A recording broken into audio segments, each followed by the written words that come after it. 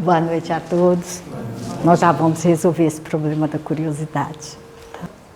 O que eu lhes trago hoje é um convite para fazermos um novo olhar.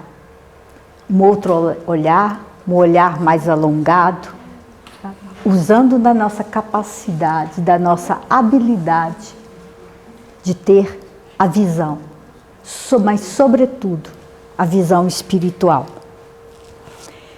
E se preciso,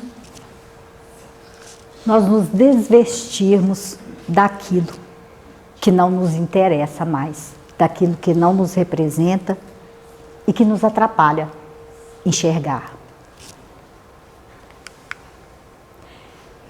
A passagem da cura do cego Bartimeu em Jericó é uma passagem bastante conhecida. Tão conhecida que ela está tanto em Marcos, como em Mateus, como em Lucas. Mas em Marcos é que ela aparece com uma definição, uma descrição maior de detalhes. Entretanto, chegaram a Jericó. E aconteceu que um pedinte cego, chamado Bartimeu, filho de Timeu, Marcos é o único que dá nome a esse cego, estava sentado junto à estrada. Ouvindo dizer que era Jesus de Nazaré, começou a clamar: Jesus, filho de Davi, tem misericórdia de mim? Muita gente repreendia-o para que se calasse, mas ele clamava cada vez mais alto: Filho de Davi, tem misericórdia de mim? Jesus parou e disse: chamem-me. E chamaram-no.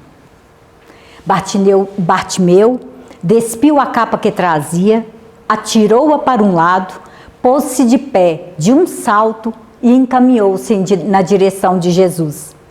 Que queres que te faça? Perguntou Jesus. Mestre, quero ver. Está bem, a tua fé curou-te. E no mesmo instante, o cego ficou a ver e foi atrás de Jesus pela estrada afora. Guardem isso. Que é sobre cegueira que nós vamos falar. Mas antes de entrar nessa passagem bíblica, especificamente, nós vamos refletir um pouco sobre isso, sobre a cegueira na escuridão, mas também a cegueira pelo excesso de luz. E para isso, eu recorri a duas passagens da literatura. A primeira delas é o mito da caverna. O mito da caverna foi escrito por Platão, é um dos trechos, pelo filósofo Platão, é um dos trechos do livro A República. No mito da caverna, o cenário é uma caverna escura. E agora eu lhes peço que formem essa imagem à medida em que eu descrevo.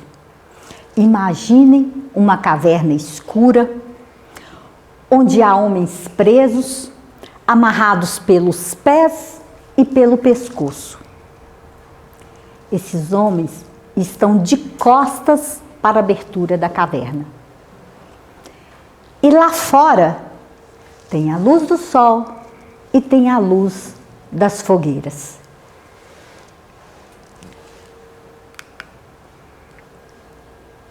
E as pessoas que estão lá fora, as estátuas, os objetos, por causa dessa luz do sol e da fogueira, eles projetam sombras dentro da caverna. São imagens refletidas lá dentro. E tudo o que esses homens veem são os reflexos, são essas sombras que para eles que estão lá desde criança é a única realidade. É a única verdade que existe, são aquelas sombras. É a ilusão daquelas imagens. Mas essas personagens não são cegas. O que as cega é a ignorância. É a escassez do conhecimento. É a escuridão de conhecimento. A vida que acontece na realidade, a vida que acontece além das sombras é completamente desconhecida por aqueles homens que vivem na completa irracionalidade, agindo apenas por instinto. Eles abrem mão da capacidade de exercer a razão. E Platão tem um outro cuidado, que é suprimir a identidade dessas pessoas. É como se fosse uma massa de escravos. As pessoas não têm nome, elas não são descritas pela aparência, não são descritas pela personalidade, mas no meio delas ele destaca um cativo, por um ponto da personalidade. No meio desses escravos, um deles tem a coragem de se desvencilhar daquelas amarras e sair até a entrada da caverna e buscar a luz. E quando ele chega lá, a luz, o impacto da luz é tão grande que ele sofre um ofuscamento. Mas ele persiste naquilo. E ele se encanta pela vida real, pela vida que se movimenta de verdade, por tudo aquilo que está muito além das sombras. E ao se encantar por aquilo, ele se dá conta de quão ignorante ele tinha sido até então e de quão ignorante eram os seus irmãos, os seus companheiros da caverna. Então ele volta. Ele volta para dizer àquelas pessoas sobre o que havia lá fora. Mas se riram dele. Riram, acharam que ele estava louco e preferiram continuar na ignorância.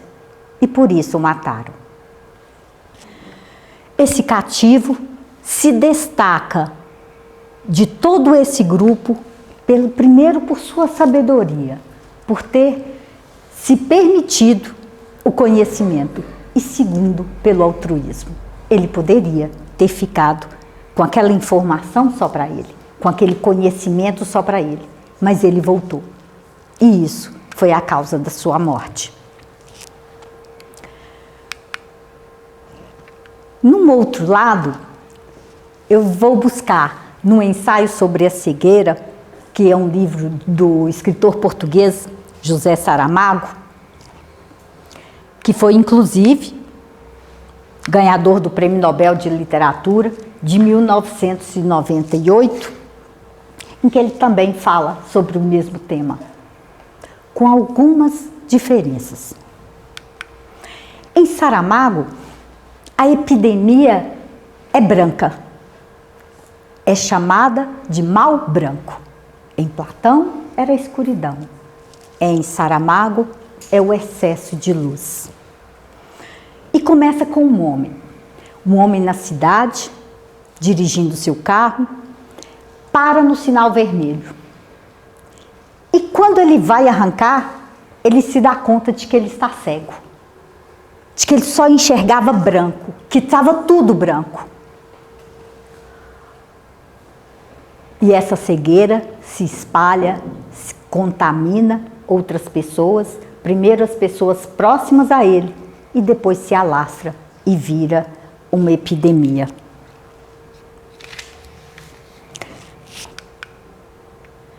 E o governo, sem saber o que fazer com aquelas pessoas, o que fazer com aquela epidemia, ele coloca essas pessoas todas no manicômio. Num manicômio abandonado, e as abandona à própria sorte. Eles ficam trancafiados lá e definham em sua humanidade.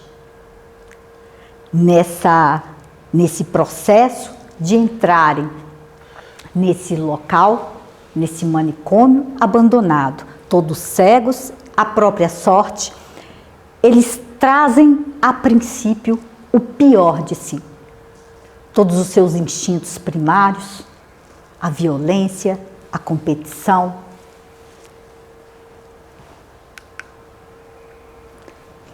É como se estivessem mergulhados num grande mar de leite.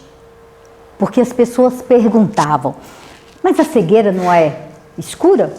A cegueira não é negra? Eles diziam, não, é um mar de leite, um mar de excessos.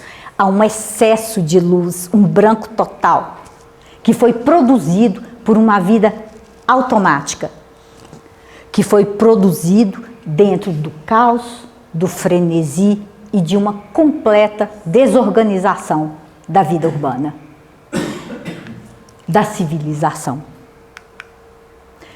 Também em Saramago, a identidade é suprimida. As pessoas não têm nome e também não há uma descrição de onde isso se passa, quando isso se passa.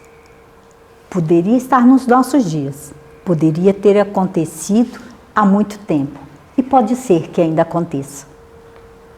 Não se sabe onde se passa isso. É como se aquilo fosse atemporal e sem espaço. E como as pessoas não têm nome, a referência, e Saramago fala dessa dificuldade dele de trazer, de levar uma obra do princípio ao fim com pessoas sem nome. Como referenciar elas? Então, ele se referencia a elas pelo que é importante para elas, que é o que elas são, o que elas têm, o que elas fazem. Então, é o ladrão, é o policial, é o médico, é a mulher do médico, no dizer português, a rapariga de óculos escuros, é a criança que não tem, a criança que é estrábica e sente falta da mãe. O tempo inteiro, essas são as referências que ele faz às pessoas no livro. Dois pesquisadores da Universidade Regional de Cariri, em Pernambuco, fizeram um comparativo dessas duas obras, O Mito de Platão e Ensaio sobre a Cegueira, que é um comparativo de uma cegueira que nasce de dentro para fora e de uma cegueira que nasce de fora para dentro. As duas narrativas são, na verdade, duas alegorias. Alegoria é um processo de se trazer a linguagem se trazer um texto numa linguagem muito fácil, muito corriqueira, fácil de ser assimilada, de ser absorvida, mas carregada de conteúdo, carregada de imagens, carregada de retórica, carregada de realidade. Por isso, ela traz tanta inquietude. Em Platão, a cegueira se dá pela falta de luminosidade. A caverna é escura. Em Saramago, é o excesso de luz. Tudo é branco, tudo é muito atrativo. É uma grande paixão, é uma grande ilusão. Aquilo que cega, é um grande desejo, é uma grande alienação. Em Platão, o que cega é a falta de conhecimento. Em Saramago, é o ego de se achar que o conhecimento foi completamente alcançado. É a forma que se deu ao conhecimento que se alcançou. A forma, o uso e o significado que se deu a esse conhecimento. Todo baseado no ego. É o excesso. Em Platão, há a coragem de revelar a realidade, de ir à luz. Um cativo tem essa coragem. Em Saramago, essa libertação dos excessos se dá pela clareza, quando se entende dentro daquele branco, dentro daquele completo mar de leite, o que realmente estava acontecendo do lado de dentro, no meio do caos, no meio do frenesi. Em Platão, essa cegueira é passageira, até que se admita usar a razão. Em Saramago, essa claridade ofusca o ego, de que me vale o que sou, o que tenho, o que faço, se eu estou completamente cego, se eu não consigo enxergar, se eu não consigo me prover, se eu não consigo me enxergar.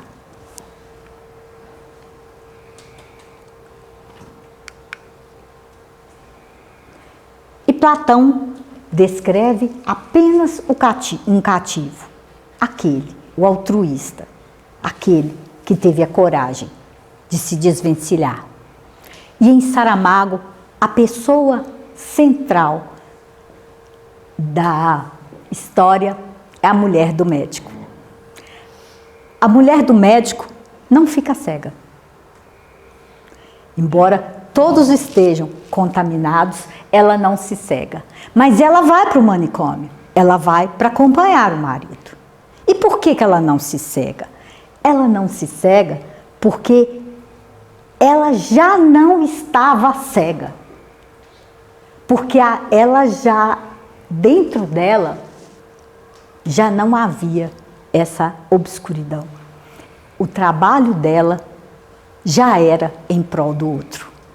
Quando ela vai para esse manicômio, ela é a única pessoa lá que enxerga. E o que ela faz é prover todos os outros.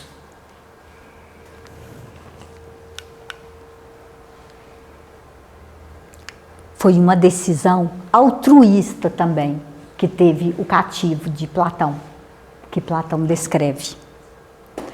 E a mulher do médico também usa a luz que ela tem dentro de si em favor dos outros.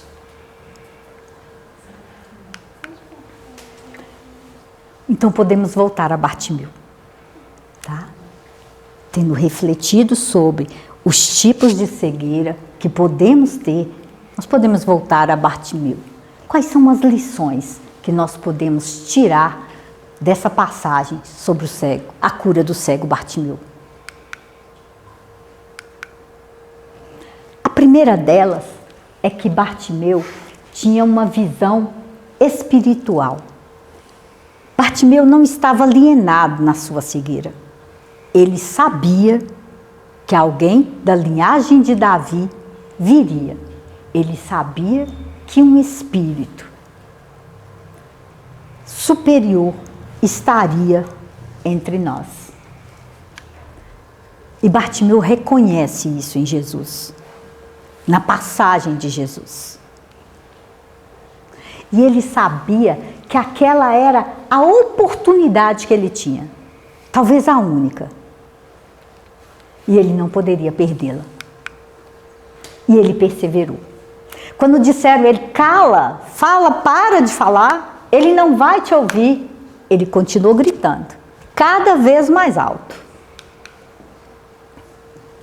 E ele foi humilde. O que ele pede a Jesus? Ele poderia ter pedido a Jesus qualquer coisa, mas ele só queria enxergar. Alguém que estava tão acostumado a pedir, alguém que vivia na completa escassez, precisava de absolutamente tudo. Mas ele só queria enxergar. O resto era com ele. Ele foi humilde e sensato. E teve atitude. Quando disseram, vá, ele está te chamando, ele se levantou de um salto para ir até Jesus. Assim como ele teve atitude de chamá-lo. E ele estava pronto. Ele não sabia que Jesus ia passar. Quando disseram, quando ele viu o movimento, é que ele soube. Mas ele estava pronto para enxergar. Bartimeu tinha prontidão. E tinha fé. Ele tinha a fé que o curou. Ele era a fé que o curou. E claro, ele foi muito grato por isso. Ele passou, a partir daí, a seguir Jesus. E um elemento extremamente importante nessa narrativa é a capa de Bartimeu.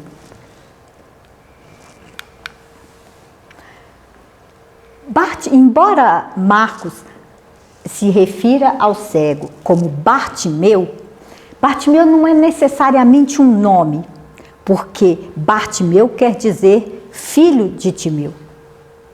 Mas era uma referência, era uma identidade que ele tinha. E a própria capa que se usava também era uma identidade. Como hoje, né? O carro que você usa, a roupa que você usa, as coisas, o seu modo de falar, são de alguma forma te identificam. A capa era uma identidade, só que uma identidade extremamente pejorativa.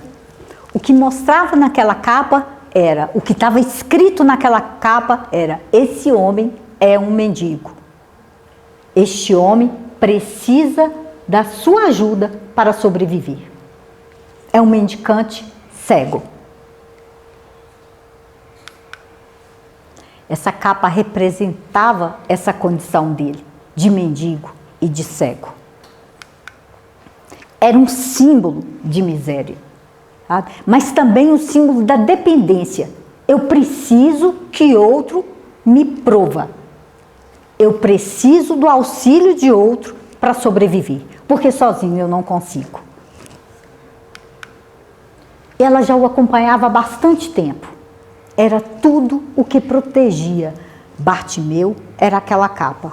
Protegia do frio, o protegia do sol, o protegia da friagem, da chuva. Aquela era a única proteção.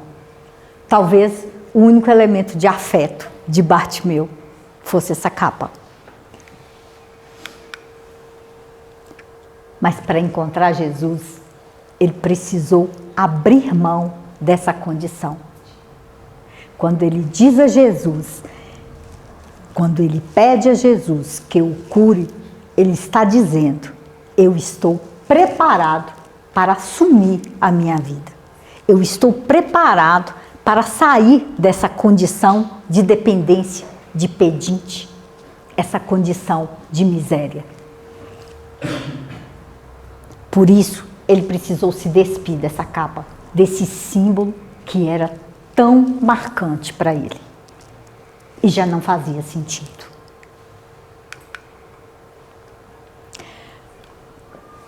E quando a gente junta tudo isso e traz para a doutrina dos espíritos, que é tida como a ciência do invisível, como é que a gente faz essa leitura? Em que a doutrina dos espíritos pode nos ajudar nessa cegueira? Como a doutrina dos espíritos pode nos ajudar a largar essa capa? Todos nós somos espíritos. E como espíritos, todos temos a capacidade, a faculdade de mediar. E nós mediamos o tempo todo. Mediamos com as coisas, com os outros seres, com os espaços, com nós mesmos, o tempo todo. E essa faculdade mediúnica é que aumenta os nossos sentidos, o nosso poder de percepção. Quando nós nos abrimos para a faculdade mediúnica, nós alcançamos uma maior extensão da realidade. Uma realidade que é visível e uma realidade que é invisível, sem nos cegarmos, nem pelo excesso de luz e nem pela escuridão. Porque o processo mediúnico, ele vai retirando os antolhos, as viseiras, sabe? Vai alargando a nossa visão. E vai tirando de nós as miragens, as sombras, os protocolos reducionistas da vida materialista. E quando nós permitimos que esse processo mediúnico entre em exercício, isso significa uma dinâmica de crescimento, de progresso, de desenvolvimento e nos oportuniza uma visão maior de nós mesmos e do mundo. Dessa forma, nós podemos viver essa mundanização que é extremamente rica e poderosa para todos nós, como espíritos encarnados. Viver isso com procedência, com dignidade, com moral, com espiritualidade e com autocontrole, sem nos deixarmos cegar. Era isso. Eram essas reflexões que eu gostaria de trazer para vocês hoje. Eu espero que, embora juntando em tão pouco tempo, tantas histórias, que isso tenha ficado claro, tá? E que vocês levem tudo isso para casa, refletir um pouco sobre isso, ok? Muito obrigada.